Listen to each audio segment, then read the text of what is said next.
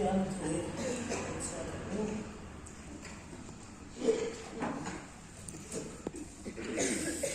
có in thân rồi cái này em không đủ trang trong trang có dấu hiện phần trang này tin thu dự tiền trong tổ cho là thiên trả dòng dòng dự tiền tu này là về họ sẽ bố mình nằm số và thiên tu một sự giá này về mi nó thể em tu mi về tu sinh học đồ xia mà ni ti salama thể tu cho ti sa mi siat na asema kharawa ma thể tu rồi cho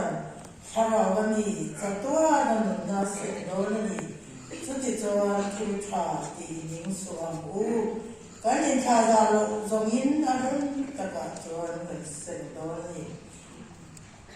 thì cái thu cần trả cho nên mình cái giá tan là mình sợ nó sẽ nhiều cái u Hallelujah amen lại bảo với India hết đó sao nó đến bao nhiêu cái gì cho cái u là cái áo bảo cho nắm mà lên cho nên kim thì thầy anh thì vấn đề hệ hun cái trả ra trong giá cái rồi sẽ xóa ra vấn đề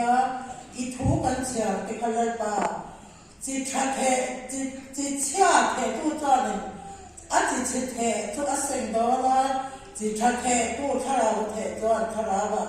trảตัวนั้นมันน่าsinh đó là gì thì hệ thu hiện trả cái cái mình nói là hệ thằng sáng thì bắt thu mà hiện chỉ trả thẻ tu này là chỉ trả ra và thẻ tu cái giờ vay cái gì thẻ là tu nên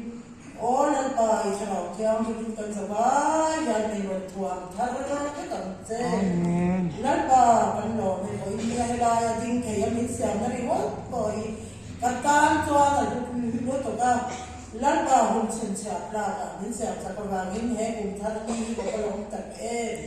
với India kan thu sinh tu pagi na thu soi tu den nu taka midang tu ta kan soi na alo ni za ki tu rin thu soi te kan ba ya khara ba kan lo cha cha ka ki tu rin na ni mal I so tu rin thu tu ko atan ka ro te sa ka tu ka ke với India lai ko lo ka song te dal ba